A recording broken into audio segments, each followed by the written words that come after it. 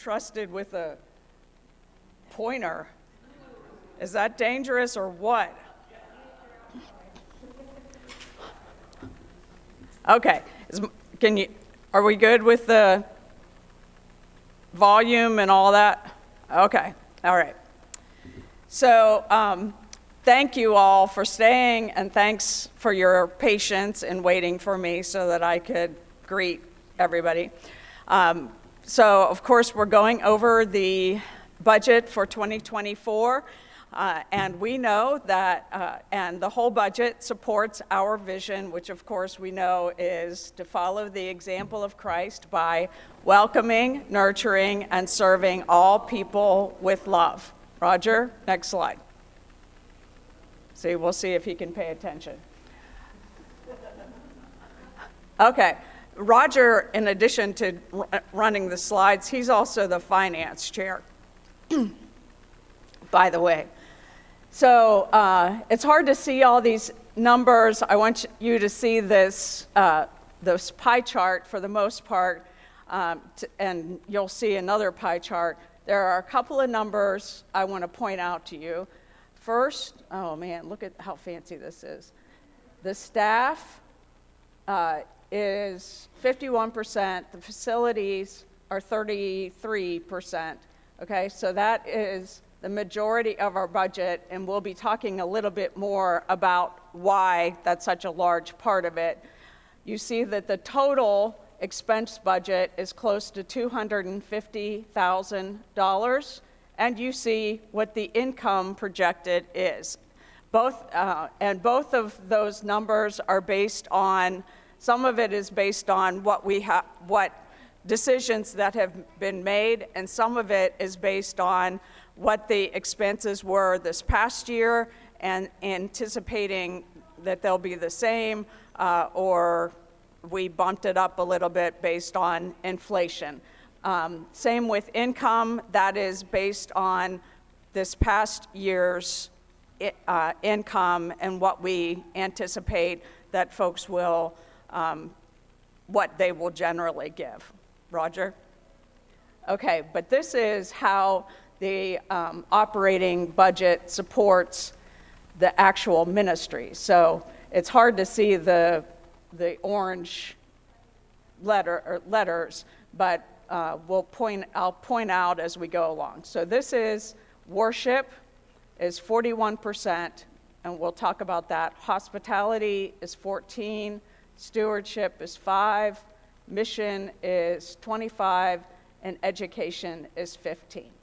Let me tell you why the staff and the facilities are such a large part of the budget, and then how it's broken down here. For example, when you walk into the building on Sunday morning and you experience worship, you are paying Holly's salary, you are paying Judith Pagani's salary for her work in the nursery.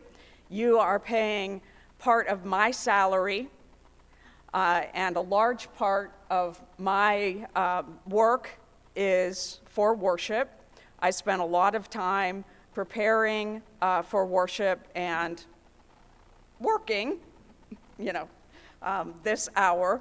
And also you are paying Susan, our secretary, because she does a lot to prepare so that worship this hour is ready.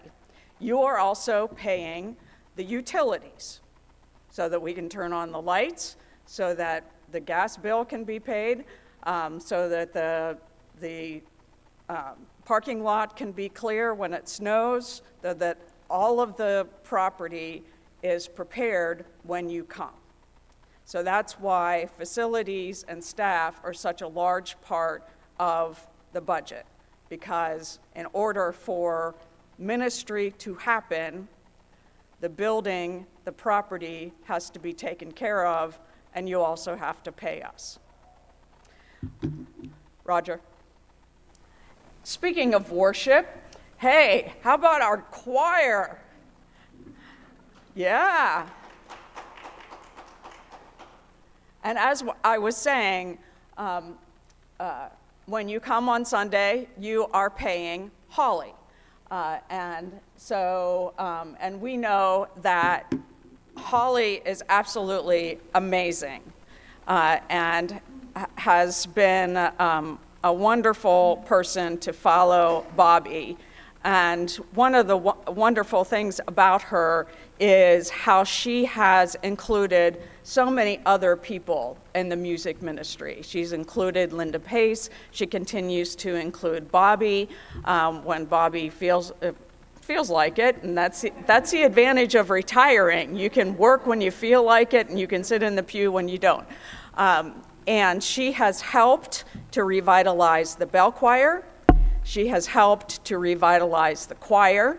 And so all of those things have happened under her leadership. And so we are getting way more than what we're paying her. And then you see me dancing around in the corner. That's part of the entertainment for the morning is my dancing. That was on Easter Sunday. But as I said, I spend a lot of time preparing for my dancing, my hand movements on Sunday morning. Yeah, I know, it's always fun to watch me move my hands. So I just want you to know that's a big part of my job. Okay, Roger. Okay, missions. We have the Thursday food ministry. Wayne Van Houten is kind of the leader of that operation. The expenses for that, of course, facilities, keeping the building open, keeping the refrigerators plugged in, all of that, and also the expense of the food. We have the expense of the food. Produce market is an awesome ministry in the summertime, and one of the great things about the produce market is how many people from the congregation are part of that ministry every month. It's absolutely amazing how many people in our congregation are part of that ministry. One thing to keep in mind about the Thursday food ministry, that is a way to participate in in-kind giving, which we will talk about later. That's when you are donating food. And anytime we are asking for other items for the food ministry, that's an in-kind gift. Here is also a really significant in-kind gift for the food ministry that saves us money. And that is that the 3 people who drive, that deliver the food, because as many of you know, what the Thursday food ministry is that we pack the groceries and then we deliver them to folks' homes. So the people don't come here, we take the food to them. That started during COVID. That's continues to work out very well, especially people that don't have transportation and people who are limited for a variety of reasons. And that also helps to build relationships. It's a great way to nurture relationships, build relationships with people. But and many of you are involved with the Thursday food ministry. Who's involved with the Thursday food ministry? Yay. Who's involved with the produce market? Go team. Okay. But getting back to the in-kind that saves us money, all 3 drivers donate the use of their car.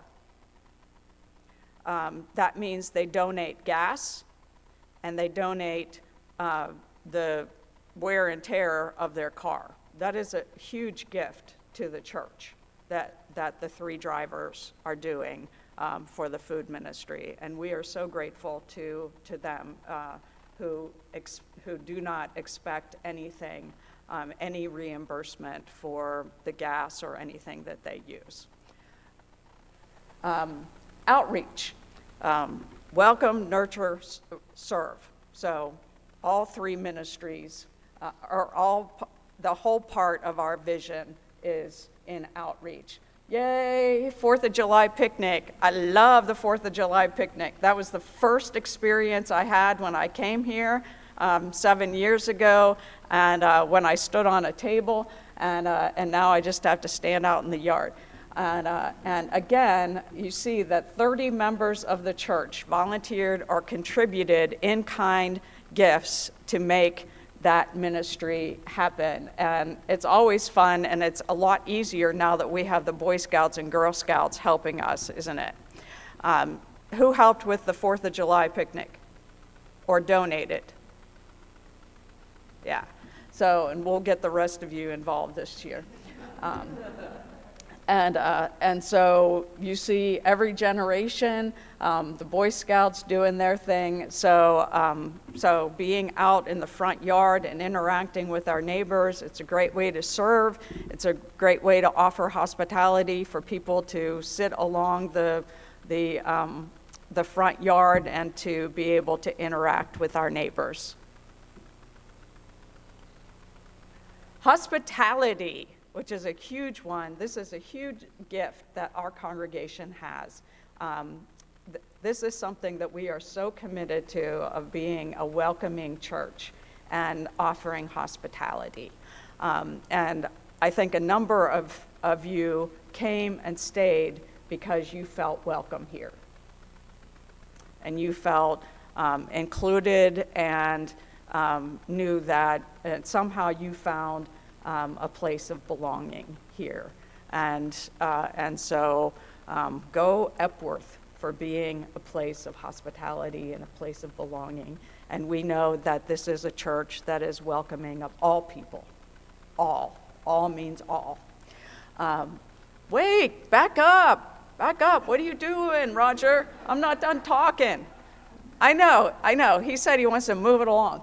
But I want to tell this story about these folks. So I know you can read the screen, but I want to tell you about Hezekiah and his mom. So his mom has sickle cell anemia, and she's part of the Moms to Be program that meets every Tuesday. And so we were able, especially Susan and me, were able to journey with her through her entire pregnancy. It was her first baby. She was so nervous and so excited.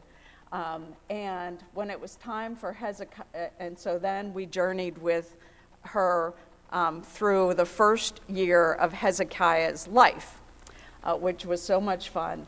And so when it came time for Hezekiah to celebrate his birthday, they were looking for a venue and asked if they could have it here, which of course the answer was absolutely.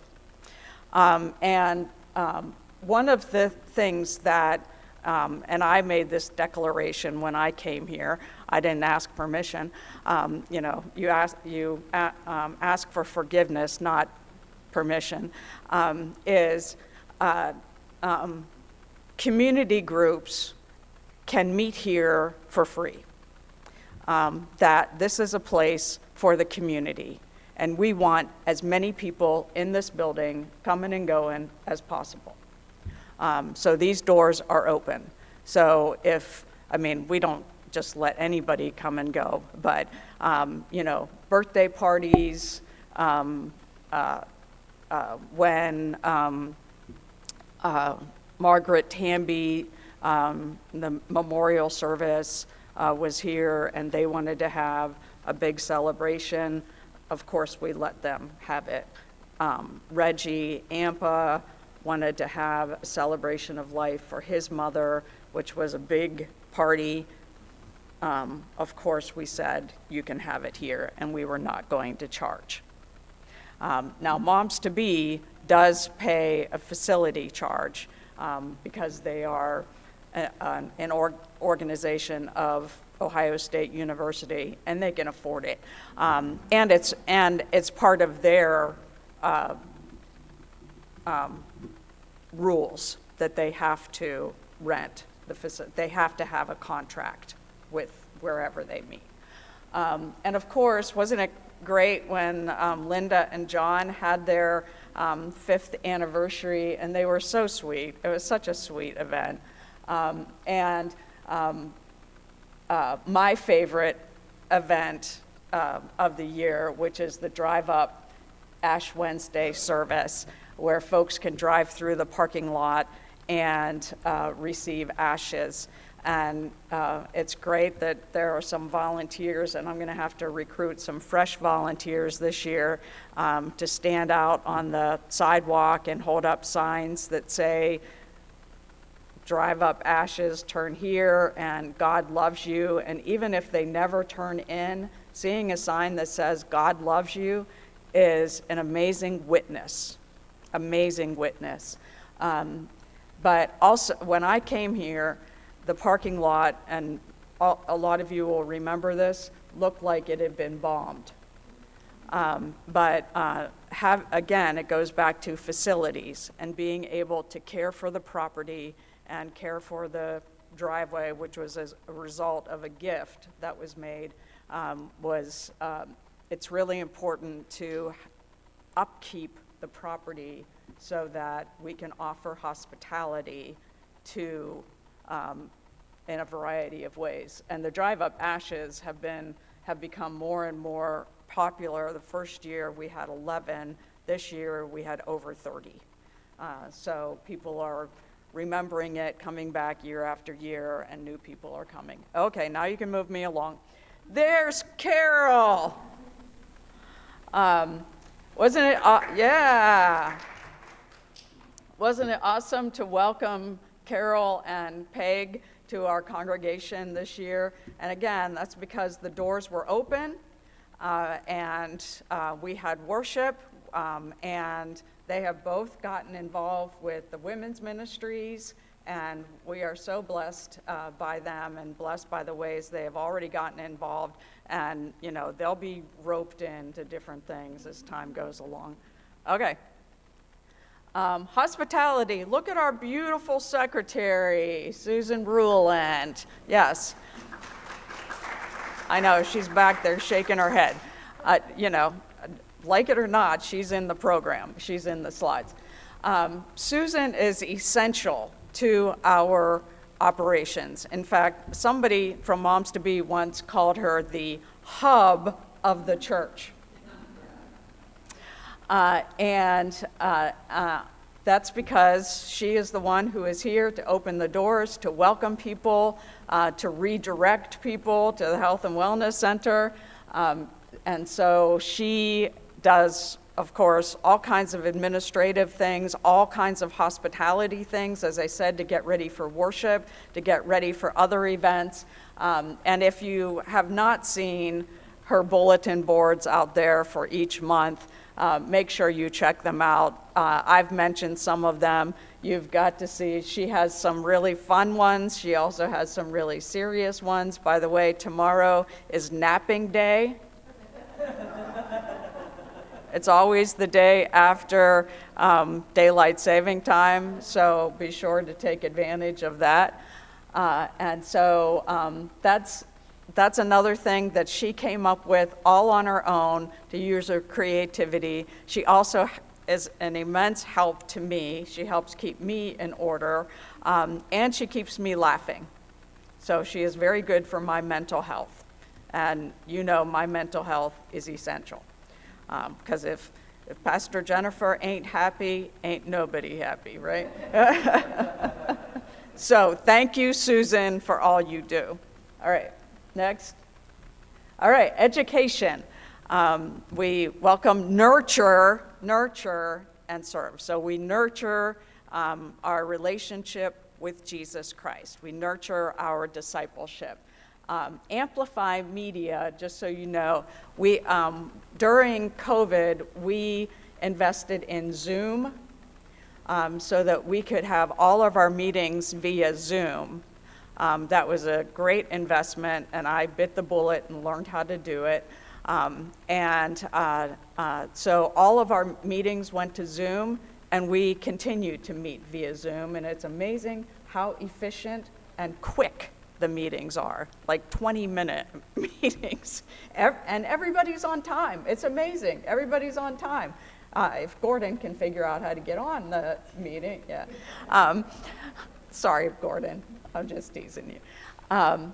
And Amplify Media, Wednesday Bible study, my Wednesday Bible study is also via Zoom, which allows people who are older and not comfortable driving at night to continue to participate. It means that people like Pat Smalley, who has moved to the country, to continue to participate. It also means that my mom in Indiana can participate. And Amplify Media we use, it's part of Cokesbury. So during Lent and Advent, when we have book studies,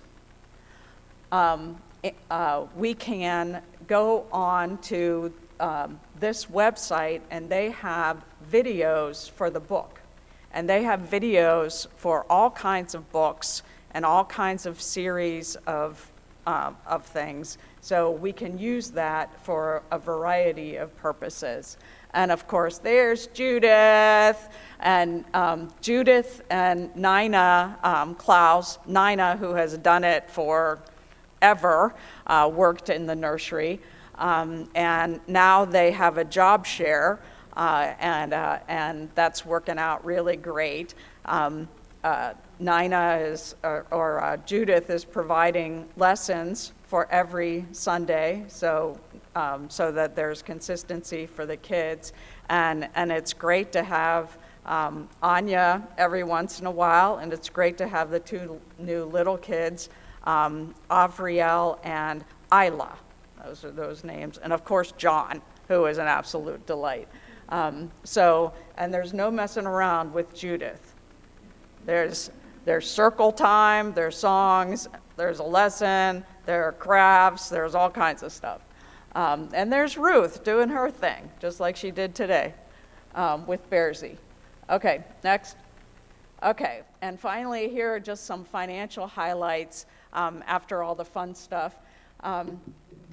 You see that we contributed 100% to connectional giving, AKA apportionments, and we have been doing that for a number of years, since almost all of the years that I have been here. We worked toward that, and then we have been able to pay 100% connectional giving, which is awesome. That supports the district, conference, and general United Methodist Church, which is so important to remember that we are a connectional church. Our connectional giving amount is going up a little bit in 2024, but we anticipate being able to pay that too. And you just see that we have a little bit of backup money in the money market account, not a lot, but just it's nice to have a little bit of money in savings. As you all know personally, it's nice to have a little money, backup money. Okay, next, Roger. And here are just some capital improvements that we did in 2023. Hopefully we will not have to do very many in 24. Let's hope and pray. But we did put in a new handicap door control, and these also are really important to our vision. Again, taking care of our facilities. It is important that we have a fully handicap accessible building. That is part of being an inclusive church, a welcoming community, and so that's part of hospitality. Of course, we want to keep the freezers going for our missions, and of course, we want the HVAC system to work. We want to have heat and air conditioning. There have been a period of time when we did not have heat, and again, that was not a pleasant experience. Okay. And as I mentioned before, Helping Hands does have an agreement with us that they pay rent, and Helping Hands, which is the health and wellness center, of course, that's in the East Wing, they also pay rent to be there, and they are very committed to being in partnership with us.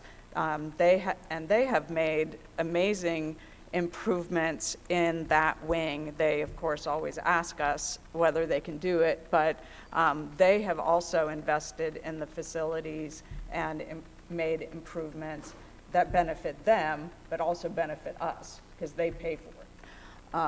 And I've already mentioned in-kind giving, including like mints and things like that. I put this in because we are committed as the Finance Committee to being faithful stewards of the money that comes in whatever form it comes in. We are very committed to paying the bills like we would pay our own home bills. So the trustees have worked very hard to get the best contract with the gas company and the electric company as low as possible. Diane Alshire is an amazing property manager who negotiates with all kinds of contractors to bring to the trustees so that we can make decisions to get the best deal with different contractors of what needs to be done.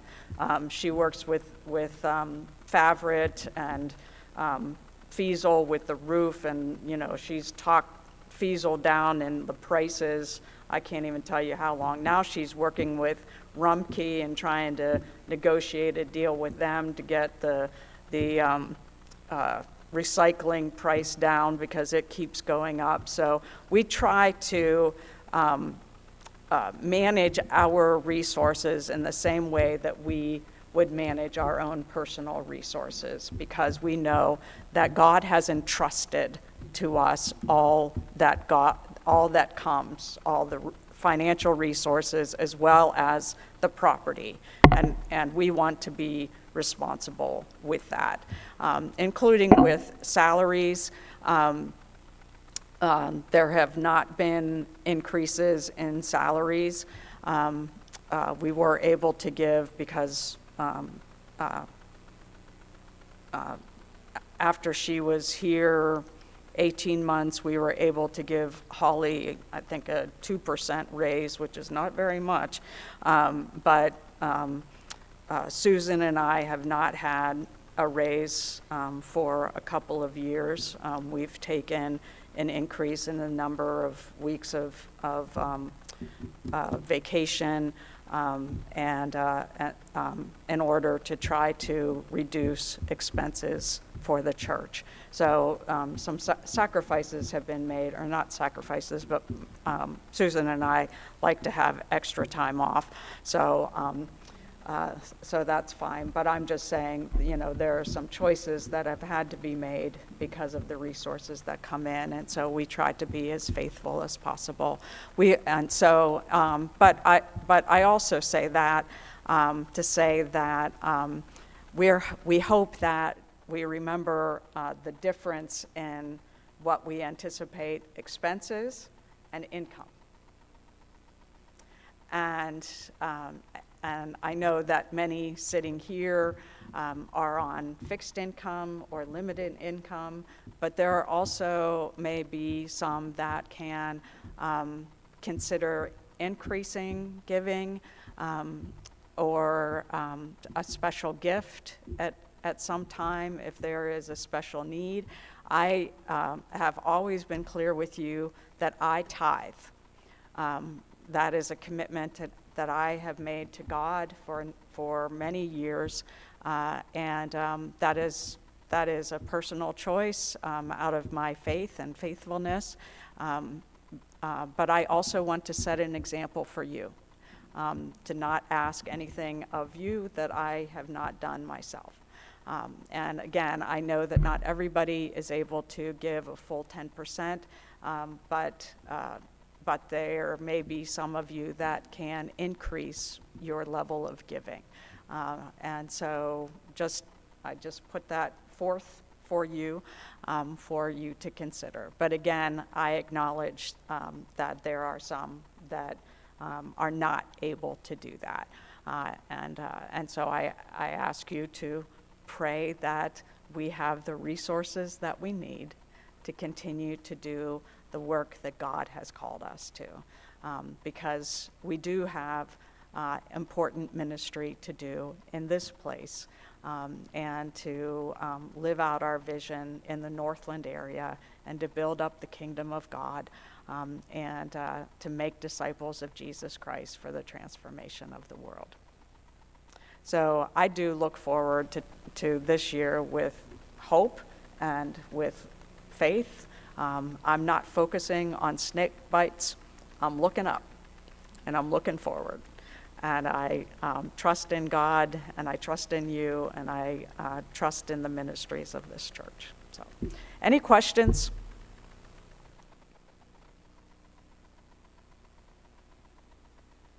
Okay. That's all I've got.